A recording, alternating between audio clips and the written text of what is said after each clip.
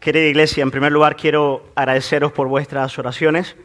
La verdad es que ha sido un tiempo de mucho quebranto en la salud. Como sabéis, he estado bastante tiempo quebrantado. El propio viernes estaba con vértigo, me giraba toda la habitación. Así que, hermanos, si me caigo en este lugar, ojalá sea por el poder del Espíritu Santo, pero puede ser que sea por vértigo también. Así que, que lo tengáis en cuenta. Vengo a este lugar pues en debilidad, pero confiando en lo que el Señor quiere hacer en esta hora. Amén. El Señor desea pastorear a su iglesia, eso es lo que Él quiere.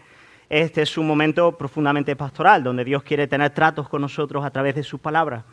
Y esa es mi oración, mi deseo, mi clamor delante del Señor es que nosotros podamos acercarnos a la palabra del Señor para poder encontrarnos con Él. Estamos ahora mismo meditando en una serie del profeta Jonás y vamos a ir ahí a Jonás capítulo 3. Yo quiero invitaros a abrir la Biblia en Jonás capítulo 3 y deseamos encontrarnos con el Dios de Jonás. Amén. Ese es nuestro deseo, encontrarnos con el Dios de Jonás y ver cómo los tratos que Dios tenía con Jonás son muy particulares, eran particulares para él, pero también se aplican de manera muy directa también a nuestras vidas en este día. Así que nada, vamos a estar leyendo la Biblia en Jonás capítulo 3, vamos a leer el capítulo entero, orar y ya empezar nuestras reflexiones, nuestra meditación en la palabra. Dice así la palabra del Señor. Vino palabra de Jehová por segunda vez a Jonás, diciendo: levántate y ve a Nínive, aquella gran ciudad, y proclama en ella el mensaje que yo te diré. Y se levantó Jonás y fue a Nínive conforme a la palabra de Jehová. Y era Nínive ciudad grande en extremo, de 3 días de camino. Y comenzó Jonás a entrar por la ciudad camino de un día, y predicaba diciendo: de aquí a 40 días Nínive será destruida. Y los hombres de Nínive creyeron a Dios, y proclamaron ayuno, y se vistieron de cilicio, desde el mayor hasta el menor de ellos. Y llegó la noticia hasta el rey de Nínive, y se levantó de su silla, y se despojó de su vestido, y se cubrió de cilicio, y se sentó sobre ceniza. E hizo proclamar y anunciar en Nínive por mandato del rey y de sus grandes, diciendo: hombres y animales, bueyes y ovejas, no gusten cosa alguna, no se les dé alimento ni beban agua, sino cúbranse de cilicio, hombres y animales, y clamen a Dios fuertemente, y conviértase cada uno de su mal camino, de la rapiña que hay en sus manos. ¿Quién sabe si se volverá y se arrepentirá Dios, y se apartará del ardor de su ira, y no pereceremos? Versículo 10 dice: y vio Dios lo que hicieron, que se convirtieron de su mal camino, y se arrepintió del mal que había dicho que les haría, y no lo hizo. Bendito sea el nombre del Señor. Hermanos, este texto es tan rico que no vamos a poder cubrirlo en un solo sermón, ¿ok? Hay tantos enfoques, hay tantas maneras de acercarnos a Él. Por un lado está la obediencia de Jonás, que es lo que vamos a estar considerando en esta mañana. Por otro está la misión de Jonás, y todo lo que ocurrió en Nínive a partir de la predicación de Jonás. Vamos a estar considerándolo la semana que viene. Pero ¿qué os parece si oramos y ponemos este tiempo delante del Señor? Padre, queremos agradecerte por tu palabra, agradecerte, Señor, por poder meditar en ella en esta mañana. Dios mío, quiero pedirte gracia para predicar en medio de la debilidad y al quebranto. Y quiero pedirte, Señor, que a toda tu iglesia y a mí nos puedas pastorear en esta mañana. Pastoréanos, Jesús. Queremos ser ovejas de tu prado, queremos ser dóciles a tus tratos, queremos oír tu voz. Señor, tu palabra dice: mis ovejas oyen mi voz, y yo las conozco y me siguen, no perecerán jamás.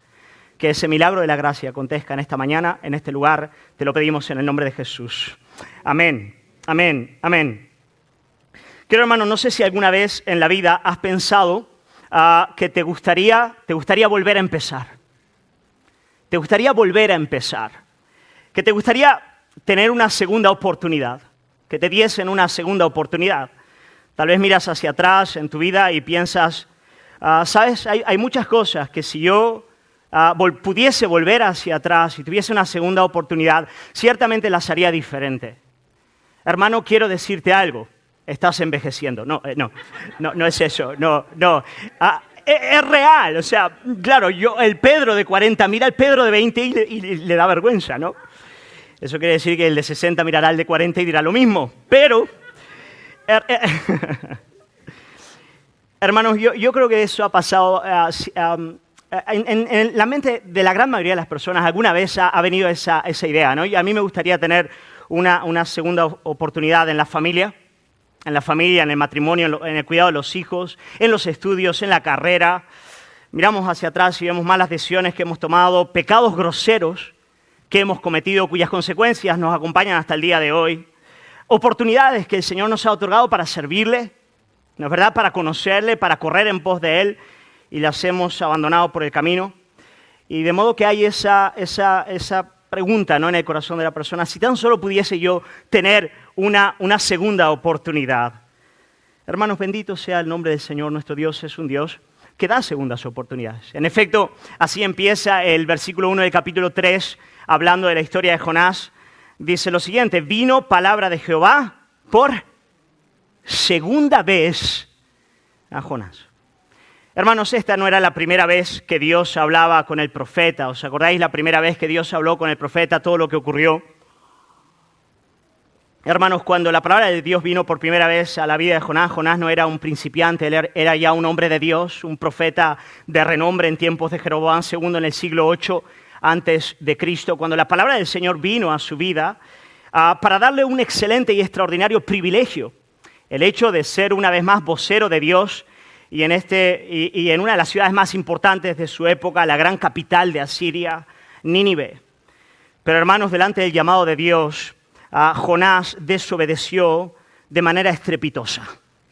Dios le manda a ir a Nínive y Jonás, en vez de ir a Nínive, a 800 kilómetros norte, por tierra, coge un barco y va 1.500 kilómetros mar sureste en dirección a Tarsis. Jonás desobedece al mandamiento directo de Dios. Jonás empieza a huir de la presencia de Dios y empieza a operar en él un profundo declive espiritual. Él sencillamente se va hundiendo, literalmente se va hundiendo. Jonás termina en las más profundas aguas del Mediterráneo. Pero cuando el profeta empieza a huir y sube en la barca para ir en dirección a Tarsis, Dios, que es amante, Dios que no deja a sus hijos, Él envía sus rayos y sus tormentas para intentar despertar a Jonás del sueño de muerte que se había metido en sus huesos. Pero los rayos y las tormentas no son suficientes y por lo tanto Dios despierta el corazón de aquel capitán del navío, ¿no?, aquel pagano que va y le dice: ¿qué haces, dormilón? Despierta, clama a tu Dios, quizá Él tenga misericordia de nosotros. Jonás se levanta y entonces Dios utiliza la religión supersticiosa de los marineros que estaban echando suertes para exhibir el pecado de su hijo. No porque Dios le tuviese saña a Jonás, no, era porque Dios amaba a Jonás y eso no podía permanecer en el corazón de Jonás. Tenía que aparecer, Dios tenía que sacarlo y aquellos marineros le empiezan a hacer un montón de preguntas y Jonás, siendo noble en ese sentido, les dice: es verdad, todo esto es culpa mía, toda esta tormenta es culpa mía. Y la única solución para salvar el barco es que me lancéis al mar. Dios es justo, yo estoy huyendo de Él, así que nada, echadme a las aguas. Los marineros eran gente muy noble y antes de echar de manera inmediata a Jonás a las aguas, intentan hacer que la barca regrese a Jope, pero no logran hacerlo porque la tormenta solo iba a más. Dios estaba mostrando su ira misericordiosa, ¿no?, su ceño fruncido y corazón amante. Increíble. Pues nada, hermanos, Jonás termina siendo lanzado a las aguas y entonces en el capítulo 1, versículo 17, se nos dice: pero Jehová tenía preparado un gran pez.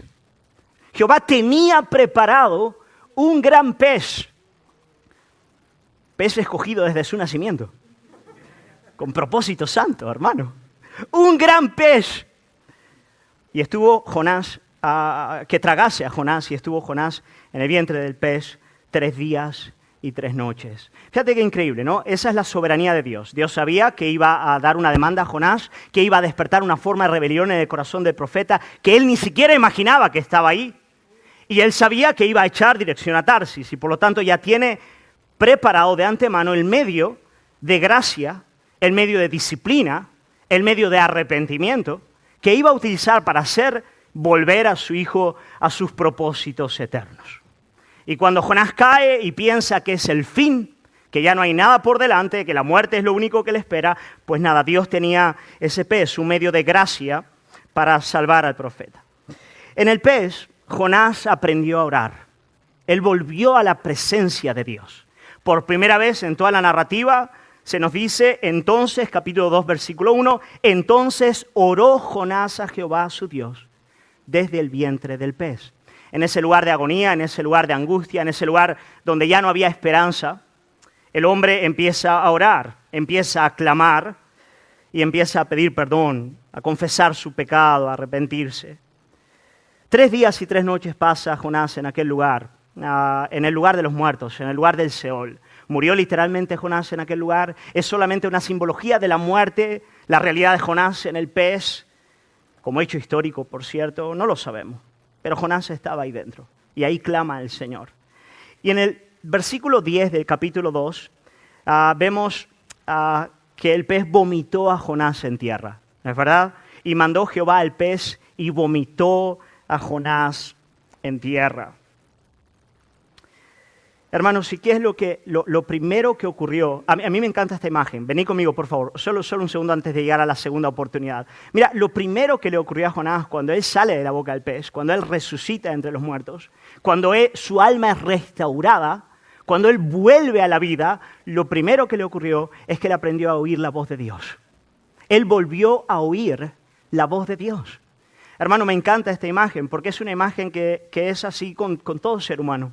Siempre que nuestra alma es restaurada, siempre que Dios viene y nos vuelve a dar vida, la primera manifestación de esa realidad es que somos sensibles a la voz divina. ¿No es verdad? Y cuando abres el libro, cuando hablas la palabra, esa palabra te ministra. Esa palabra te habla, esa palabra cambia tu corazón, esa palabra te confronta. Hermanos, ¿os acordáis el día de vuestra conversión? ¿No fue eso lo que ocurrió? Aquello que antes eran solamente letras, de repente, ¡wow! Gana vida, ¿no es verdad? ¡Wow! Esto es vivo. Pues esto es vivo. Jesús dice, mis palabras son espíritu y son vida. Y eso es lo que experimentó Jonás. En ese momento, él volvió a oír la voz de Dios. En la agonía de su alma, en el quebranto, él aprendió a orar, pero al ser restaurado, él empezó a oír la voz del Señor, a conocer la palabra de Dios. Eso es lo que ocurre en toda verdadera conversión o restauración del alma, sensibilidad a la palabra divina. Pero capítulo 3, versículo 1 dice, vino la palabra de Jehová por segunda vez a Jonás. Hermanos, bendito sea el Dios que nos da una segunda oportunidad. Amén. Dios nos da una segunda oportunidad. Se la dio a Jonás. Viene a la vida de su hijo para que pueda volver a empezar. Bueno, Jonás, vamos de nuevo. Vamos a empezar una vez más. Hermanos, este principio de la segunda oportunidad nos habla de un aspecto muy particular del carácter de Dios. Dios es el gran protagonista de este libro y queremos conocer a Dios en él. Y hermanos, este aspecto de la segunda oportunidad nos habla de la longanimidad de Dios. Vaya palabra rara, ¿no es verdad? Ser longánimo. ¿Qué significa eso? Dios es un Dios longánimo. Eso significa, en primer lugar, que Dios es paciente y, en segundo lugar, que Él es sufrido. El amor de Dios es sufrido. Él es paciente con sus hijos y al mismo tiempo Él tiene la capacidad de sufrir con ellos en el proceso de aprendizaje. Hermano, el nuestro no es un Dios como aquellos papás que a la primera de cambio empiezan a gritar. ¿No es verdad? Tenemos hasta... Sabéis, ¿no es verdad? Esto es... Pensáis que es casualidad, pero no lo es. Está todo coordinado. Hermano, todo muy coordinado. Yo digo desde aquí, desde el cacharro, gritad, ¿no? Hermanos, el nuestro no es un Dios... como esos padres que explotan a la primera de cambio, ¿no es cierto? Que a la primera de cambio ya están lanzando su grito al hijo con cara de ira. Hermano, es verdad que ese asunto de decir a la de una, a la de dos y a la de tres no siempre es bueno, lo reconozco, pero Dios lo hace muchas veces. Muchas veces. Muchas veces Dios viene y dice a la de una, a la de dos, a la de tres. Hermanos, Dios es longánimo para con nosotros. Desde luego eso no significa que debamos probar su paciencia. La paciencia de Dios tiene límites. Dios no siempre otorga una segunda oportunidad. Llega el momento donde Dios desciende con su disciplina o con su juicio. Es evidente. Pero eso no debería privar a los verdaderos hijos de decirle gracias, Padre, por ser paciente conmigo. Gracias por ser el Dios del que nos habla Moisés en Éxodo capítulo 34, versículo 6, cuando dice, Jehová, Jehová, fuerte, misericordioso y piadoso, tardo para la ira y grande en misericordia y verdad. Los salmos lo repiten una y otra vez, una y otra vez. Salmo 103, versículo 8 dice, misericordioso y clemente es Jehová, lento para la ira y grande en misericordia. Queridos hermanos, esa es la única razón de la existencia de este mundo a partir de Génesis capítulo 3, la paciencia de Dios. La única razón por la cual Dios todavía no ha descendido con su juicio de manera definitiva es porque su longanimidad pretende llevarnos al arrepentimiento. Romanos capítulo 2, versículo 14. Hermano, pero la longanimidad de Dios ciertamente es un medio de arrepentimiento y salvación para con sus hijos, pero también es una evidencia o una expresión de juicio a los que se pierden. Aquel que se pierde no podrá decir, Dios no tuvo paciencia conmigo, Dios no me ha dado oportunidades. Tal vez uno de los textos más que rompen el corazón en toda la Biblia está en Lucas capítulo 13, versículo 34, cuando Jesús mira a la Jerusalén rebelde, y le dice lo siguiente. Le dice, Jerusalén, Jerusalén, que matas a los profetas y apedreas a los que te son enviados. ¿Cuántas veces quise juntar a tus hijos, como la gallina a sus polluelos, debajo de sus alas, y no quisiste? He aquí vuestra casa os es dejada desierta, y os digo que no me veréis, hasta que llegue el tiempo en que digáis, bendito el que viene en el nombre del Señor. Amigo que estás en este lugar, quiero decirte algo. Si Dios está haciendo una obra en ti, si Él te está llamando, si Él te está dando una segunda o tercera o quinta o décima oportunidad, por favor, por el bien de tu alma, no la desperdicies. ¿Ok? No la desperdicies, no juegues con Dios, no pruebes su paciencia. Vuélvete a Él de manera radical y profunda. Amén. El nuestro es un Dios longánimo, eso es lo primero que aprendemos. El nuestro es un Dios que nos otorga una segunda oportunidad. Pero, queridos hermanos, seguimos en el texto, versículo 2, nos damos cuenta de las palabras que Dios le otorga a Jonás en esta segunda vez que viene a su vida. Mirad lo que dice, versículo 2 dice, levántate y ve a Nínive, aquella gran ciudad, y proclama en ella el mensaje que yo te diré. Ahora, queridos hermanos, lo curioso es que el mensaje que Dios le va a otorgar es exactamente el mismo que vimos en el capítulo 1. Quiero decir, Dios viene a Jonás por segunda vez, porque es longánimo, porque quiere darle una segunda oportunidad, pero lo más extraordinario de todo es que Dios viene y le dice a Jonás lo mismo que la primera vez. Las mismas palabras, la misma cosa. Hermanos, esto es importante. Esto es clave, esto es fundamental. Esto significa que las pataletas de Jonás no cambiaron los propósitos de Dios. ¿Vais conmigo? Quiere decir, la rebelión de su hijo no cambió un ápice del mandamiento divino. Antes, Dios vino con su misericordia al profeta y lo hizo para tratarle en el punto en el que él había caído. En el mismo lugar donde él había caído, ahora viene la palabra del Señor y le dice, bueno, eso es lo que yo quiero tratar con tu vida. Hermanos, ¿por qué digo esto? Mira, siendo honesto, y ahora, fíjate, soy pastor de esta iglesia, así que os hablo como un pastor. Hermanos, he visto a creyentes que caen en determinadas formas de pecado y se alejan de Dios, ¿ok? Caigo en pecado, me alejo de Dios, y de repente las cosas le empiezan a ir mal en su vida y deciden volverse al Señor.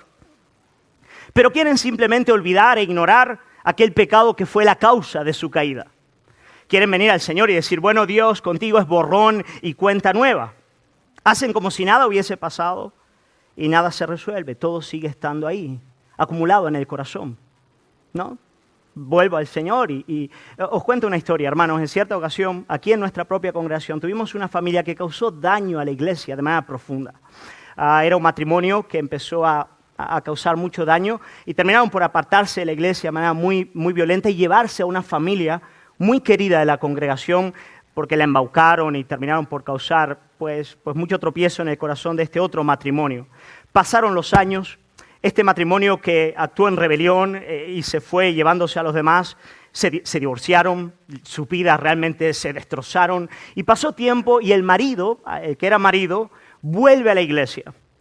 ¿ok? Yo le veo sentarse en el fondo después de varios años. Y le veo un domingo, le veo otro domingo, le veo otro domingo. Y llega un punto donde mi corazón empieza a decir, bueno, parece que este hermano quiere ser reconciliado, quiere ser restaurado, quiere volver a los caminos del Señor. Entonces le llamé y le dije, fulano de tal, estoy muy contento de verte aquí, de verdad. Qué bueno que has regresado, cuéntame un poquito de tu vida. Él me contó de todo lo que había ocurrido, ¿no? Lo mal que le había ido.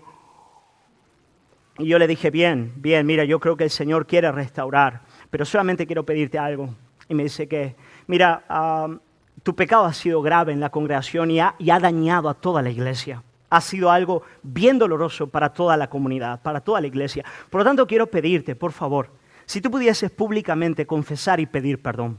Yo te aseguro, le dije, que la iglesia va a llorar y te va a abrazar. Porque queremos tenerte aquí con nosotros. Pero lo que yo no puedo hacer es sencillamente cerrar los ojos y hacer como si nada hubiese ocurrido. Hermanos, el final de esta historia es triste. Gracias a Dios hemos tenido mejores historias que esta. Pero el final de esta historia es que este hombre no volvió a venir a la congregación. Se apartó, se fue. Hermanos, Jehová viene a Jonás y le da una segunda oportunidad. Pero la segunda oportunidad que Dios le otorga a Jonás no es un borrón y cuenta nueva. Es, Jonás, vamos a arreglar y vamos a volver al lugar de donde has caído. Hermano, Jonás fue llamado a obedecer donde antes había sido desobediente. ¿Os acordáis de las palabras del Señor Jesús a la iglesia en Éfeso, en Apocalipsis, capítulo 2, versículo 5? Las palabras del Señor dicen lo siguiente: recuerda, por tanto, de dónde has caído y arrepiéntete y haz las primeras obras. Esta es la dinámica en la que Dios trabaja. Y hermano, yo quiero decirte algo, esta dinámica en la que Dios trabaja es muchísimo mejor y mucho más excelente que un borrón y cuenta nueva. Hermano, Dios no quiere borrón y cuenta nueva. Dios quiere hacer algo mucho más excelente. Dios quiere restaurar lo que el pecado ha roto. Hermano, eso es mucho mejor. El nuestro no es un Dios que dice, esto se ha destrozado, quitémoslos de medio y empecemos de nuevo. No, Él te dice, Jonás, venga, mis planes no han cambiado, mis propósitos no han sido rotos del todo por el pecado. Yo quiero restaurar, yo quiero sanar. Hermano, eso es lo que el Señor quiere hacer con nuestras vidas. Él quiere cambiar el luto en alegría, amén. La ceniza en óleo de alegría, como dice el Señor. Ese es el propósito del Señor. Y es mucho mejor, es la imagen de la resurrección o la imagen de la salvación. La resurrección no es borrón y cuenta nueva. La resurrección es aquello que había muerto, va a ser restaurado. Los nuevos cielos y nueva tierra son nuevo cielo y nueva tierra no porque sean algo completamente diferente. Es la restauración de aquello que se ha perdido. Y eso es lo que Dios hace en nuestras vidas. Él nos toma y Él restaura lo que ha quedado atrás. Y yo tengo que preguntarte, hermano, si tú tal vez has venido a este lugar y dices, vale, yo quiero seguir a Dios, pero borrón y cuenta nueva. Sé que hay un montón de cosas en mi vida de las que me tengo que arrepentir, que tengo que confesar, que tienen que ser sanadas, pero nada de eso. Señor, borrón y cuenta nueva, quiero decirte, el Dios de la Biblia, el Dios de nuestro Señor y Salvador Jesucristo no es así. Él es un Dios mucho más excelente. Él es un Dios que quiere restaurar tu vida, amén. Que quiere sanarte, que quiere darte de nuevo una plena restauración en aquello a lo que Él te llama. Así que, hermano, Él es un juez severo y un padre responsable. Él te otorga gracia y segundas oportunidades, pero te guía a la obediencia. Te dice, vamos a volver de donde caímos y vamos a empezar una vez más. Versículo 1, el Dios de las segundas oportunidades. Versículo 2, el Dios intransigente. El Dios que nos viene a llamar allí donde caímos para que donde desobedecimos seamos obedientes. Ese es Dios. En tercer lugar, versículo 3, la obediencia práctica de Jonás. Versículo 3 dice, y se levantó Jonás y fue a Nínive conforme a la palabra de Jehová. Comparad eso con el capítulo 1, hermanos, cuando dice, versículo 3, capítulo 1, versículo 3, dice, y Jonás se levantó para huir de la presencia de Jehová a Tarsis. Pero ahora cuando llegamos al capítulo 3, versículo 3, dice, y se levantó Jonás y fue a Nínive conforme a la palabra de Jehová. Hermanos, esta es una gran bendición. Jonás estaba volviendo a la senda de la obediencia. Y yo quiero deciros algo, hermanos, la obediencia práctica, fíjate, Jonás se levanta, Jonás va, Jonás hace aquello que la palabra de Dios le ordenaba hacer, le determinaba hacer. Y la obediencia práctica, hermanos, es la prueba de algodón de todo verdadero arrepentimiento. Si tú quieres saber, mira, una persona de verdad se ha arrepentido, de verdad la gracia ha hecho su obra completa en su vida, bueno, tienes que ver cambios prácticos, tienes que ver que la vida diaria de esa persona ha cambiado de verdad. Hay decisiones, hay un movimiento distinto. Y ahí tú puedes ver que realmente el arrepentimiento, la gracia han hecho una obra completa en la vida de la persona. Hermano, ¿os acordáis de Jonás en el capítulo 2? ¿Qué le ocurrió? En aquel lugar él tuvo convicción de pecado. En aquel lugar él confesó sus pecados. En aquel lugar él lloró. Hubo contrición de espíritu. Todo eso es bueno, es necesario, es excelente. Pero quiero decirte algo como pastor. Vaya hoy sermón que os doy. Hermano, todo eso no es suficiente. Tú puedes entender la verdad, tú puedes confesar tus pecados, tú puedes tener un corazón contrito y humillado delante del Señor llorando a causa de ello, pero al final del día tienes que preguntarte, ¿hay frutos de arrepentimiento? ¿Hay frutos de arrepentimiento? Hermano, Jesús dice, por sus frutos los conoceréis, por sus frutos los conoceréis. La prueba de algodón en la vida de Jonás era la siguiente: se levantará ahora el profeta después de aquellos 3 días y 3 noches, para ir a Nínive, tomará el lugar que le corresponde, obedecerá a la palabra del Señor en términos prácticos y reales. ¿Os acordáis aquella parábola que Jesús dijo en Mateo capítulo 21, versículo 28? No, creo que no está en la pantalla, no se la di al grupo, pero en Mateo 28, 21, 28, versículo 28, Jesús dice lo siguiente. Mira lo que dice. 21, 28. Dice, ¿pero qué os parece? Un hombre tenía 2 hijos y acercándose al primero le dijo, hijo, ve hoy a trabajar en mi viña. Respondiendo él dijo, no quiero. Pero después, arrepentido fue. Y acercándose al otro le dijo de la misma manera. Y respondiendo él dijo, sí, Señor, voy. Y no fue. ¿Cuál de los 2 hizo la voluntad de su padre? Dijeron ellos, el primero. Es bien sencillo, ¿no es verdad? No tienes que ser un gran teólogo para entender lo que está ocurriendo. Hermano, tú puedes tener contrición de espíritu, tú puedes tener buena voluntad de corazón para realmente seguir al Señor, pero al final del día la pregunta es, ¿le sigues? Hay cambios reales en tu vida. Hermano, por daros algunos ejemplos y seguir aumentando la herida aquí en esta mañana gloriosa. En estas últimas semanas, por ejemplo, en estos últimos meses, Dios como iglesia nos ha retado de muchas maneras, ¿ok? Por ejemplo, nos ha dado algunos énfasis en el asunto del matrimonio, ¿no es cierto? Y fíjate, en el asunto del matrimonio, ¿no? Te ha dicho, ¿no?, algunas cosas y tú las has entendido y tú has llorado y tú has reconocido determinadas realidades. Pero, maridos, después de eso, ¿has llamado a tu esposa para orar por ella? Y decirle, mira, yo quiero como profeta y sacerdote orar por ti. Quiero empezar a tomar las decisiones serias del hogar. ¿Lo veis? Es algo práctico, es algo práctico. Esposas que estáis en este lugar, ¿os habéis acercado a vuestro marido para pedirle consejo y oír? Y decirle, mira, como sacerdote de mi hogar, ¿qué piensas de esto? ¿Y has dado valor a lo que él te ha dicho? Quiero decir, a la hora de la verdad, hermano, del día a día, del lunes a viernes, porque sábado no cuenta, sí, también cuenta. Hay cambios. Tal vez algunos que estáis aquí, el Señor os ha ministrado referente a la necesidad del perdón.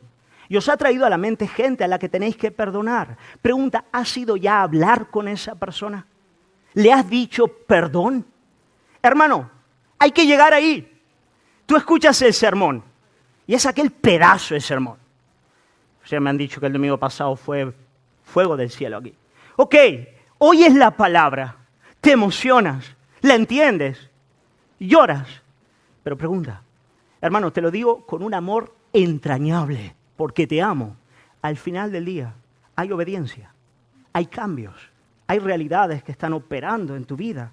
Has ido a pedir perdón, has ido a tomar esos pasos que tienes que tomar. Hermano, esto es bien importante. Y ahora voy a decir algo que es un poco difícil, pero bueno, creo que a algunos os puede ayudar.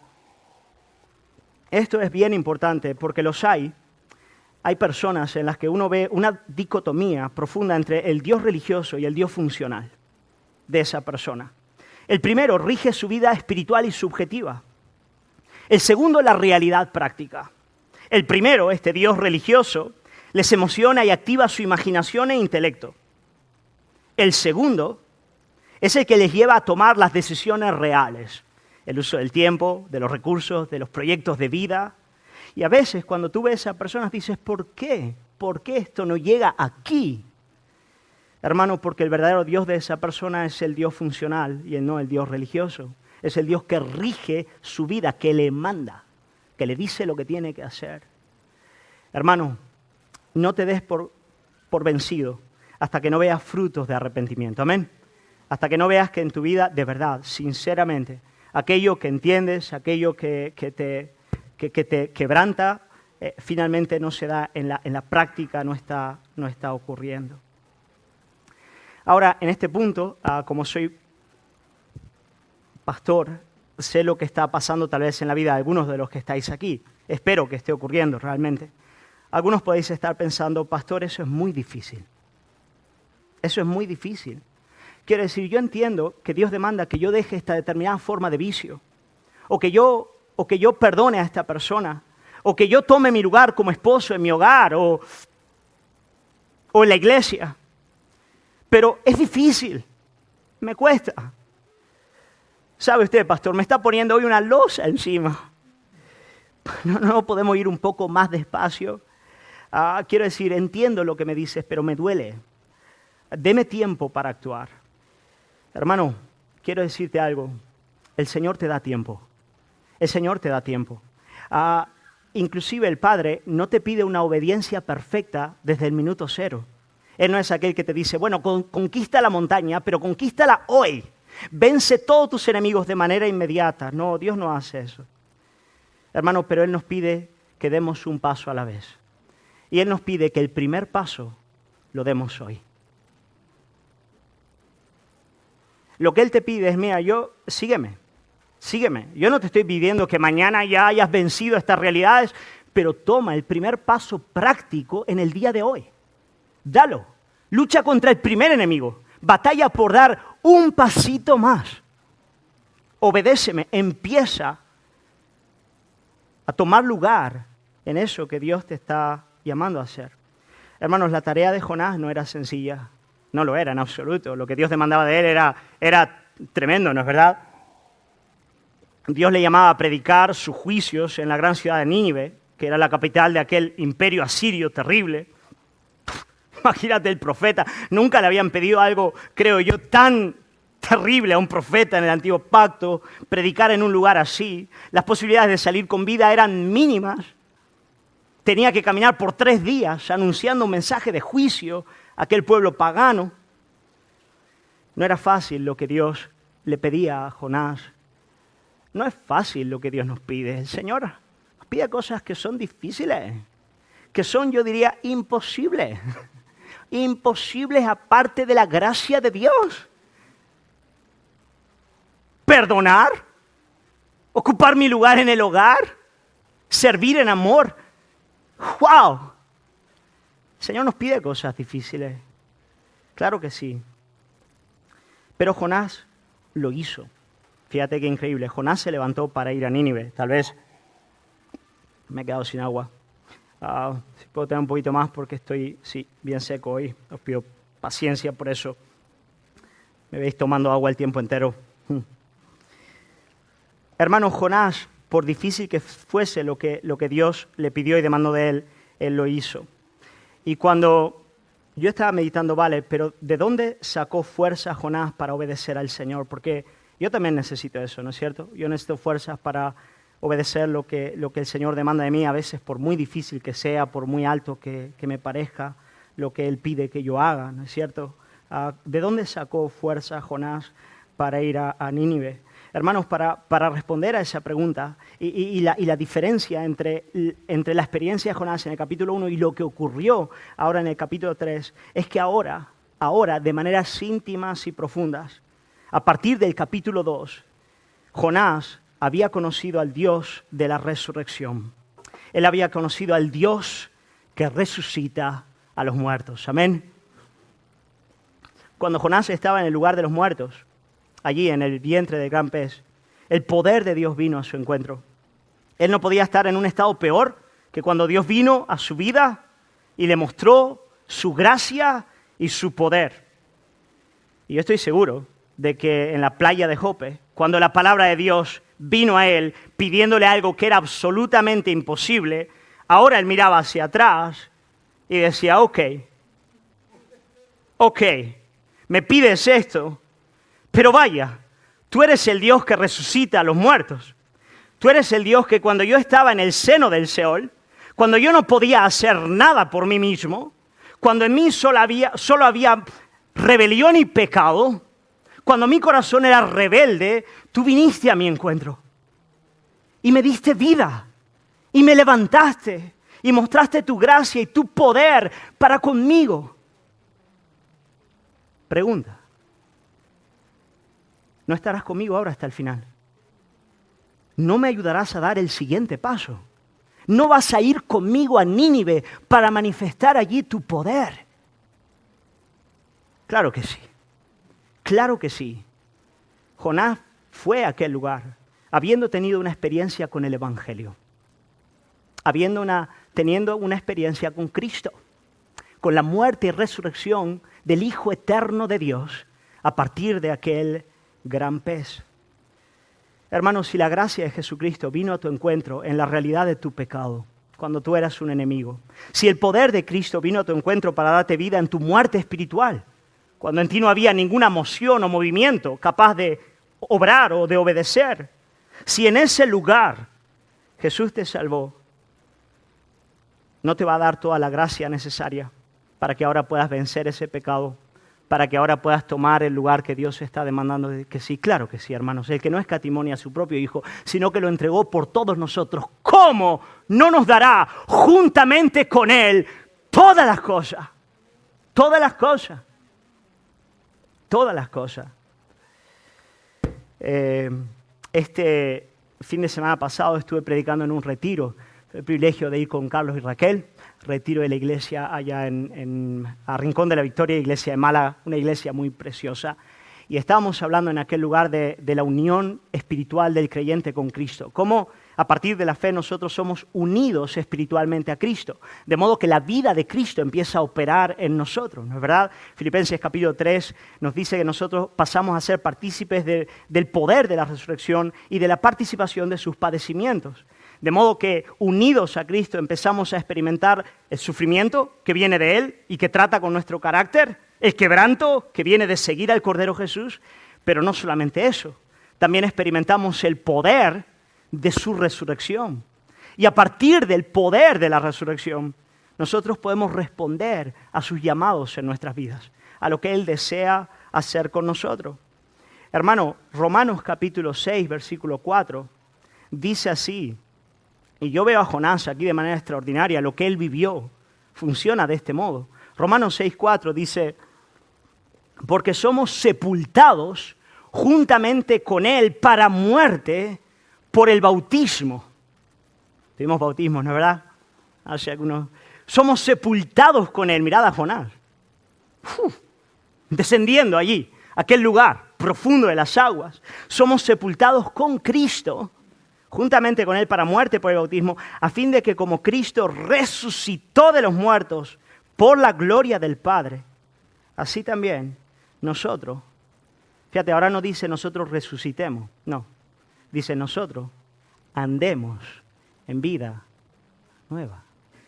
El poder de la resurrección operando en el creyente es el poder que le capacita para vivir una vida nueva, una vida de santidad, una vida de obediencia, una vida en la cual, hermano, Romanos 6:14 dice, el pecado, porque el pecado no se enseñoreará de vosotros. No lo hará, porque ya no estáis bajo la ley, sino bajo la gracia de Cristo operante en ti, porque ya no intentas obedecer en el ejercicio de tu fuerza, intentando cumplir la ley. No, el pecado no se enseñorea de ti, Porque ahora hay una gracia que opera en tu alma y que te capacita y te lleva a toda obediencia. Bendita gracia del Señor, bendita gracia del Señor. Bendita gracia del Señor. Hermano, la obediencia del creyente es un milagro a toda regla. Es la expresión de una nueva vida que fluye en su alma, que fluye del Cordero Jesús. Yo soy la vid, vosotros los pámpanos, el que permanece en mí y yo en él. Ese llevará mucho fruto, porque separados de mí nada podéis hacer. Oh, hermano, cuando ves a un creyente obedeciendo, estás viendo un milagro. Cuando le ves vencer el vicio de la pornografía, cuando le ves que ese carácter iracundo que le dominaba y le llevaba a golpear las cosas, ya no opera en él. Porque hay dominio propio, porque hay una nueva mansedumbre que rompe el orgullo. Cuando ves a aquel que antes era un blasfemo, o alguien que hablaba mal el tiempo entero de los demás, y ahora le ves bendiciendo con su boca, amando, queriendo el bien. Cuando ves la persona ególatra que se sacaba fotos el tiempo entero mirándose al espejo, rompiendo el espejo y pasando de él, y deseando ser un sacrificio para la gloria de Cristo y el bien de los hombres, dices, ¡wow! Es un milagro. Es el poder de la resurrección.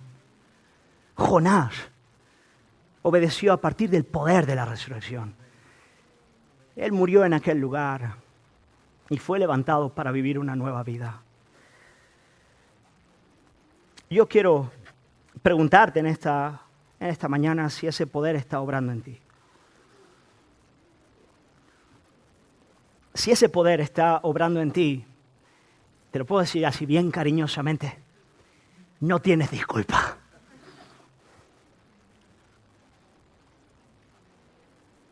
Para dar el primer paso, para empezar, tienes que confesar, tienes que pedir ayuda, tienes que quitar determinadas cosas de tu vida, tienes que llamar a tu familia y hablar, tienes que ir a una persona y pedirle perdón, tienes que volver a trabajar con fe, ocupando tu lugar como hombre en el trabajo,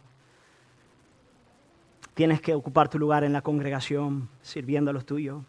Hermano, yo quiero animarte a hacerlo. Amén.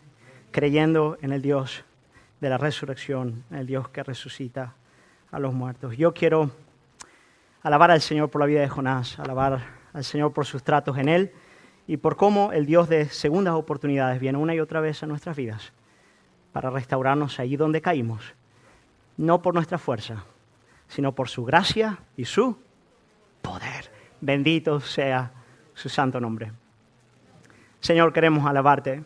Queremos agradecerte por tu palabra, agradecerte por Cristo, agradecerte porque esa gracia insondable que fluye del manantial que Jesús opera en nuestras vidas, dándonos la capacidad para responder a aquello que de nosotros demandas. Gracias, Señor, por ser un Padre responsable. Gracias por no dejarnos, Señor, no dejarnos echar para atrás lo que tiene que ser cambiado, por venir a tratarnos ahí, a llamarnos, Señor, a restaurar esas cosas. Señor, solamente tu Espíritu puede ahora aplicar de maneras tan diversas a la vida de mis amados hermanos, Señor, en sus realidades. ¿Dónde están? Yo quiero pedirte, Espíritu Santo, que tú lo hagas. Quiero pedirte, Señor, que algunos tal vez en este lugar experimenten una verdadera revolución al dar el primer paso. Señor, puedan ver la eficacia del Evangelio de verdad para cambiarnos ahí. Señor, yo quiero orar por tu iglesia. Dependemos de ti, Señor. Nada tiene el hombre que no le sea dado de lo alto. De verdad, Señor, queremos pedirte que en tu gracia y en tu favor tú nos des, Padre, el poder, como Jonás, obedecerte, ir al lugar donde tú nos envías, cumplir la misión. Señor, vivir esta corta vida, cortita, antes de estar contigo, en obediencia, en santidad, en fruto abundante, en gloria de tu nombre. Te lo pedimos, Padre, en el nombre de Jesús. Amén.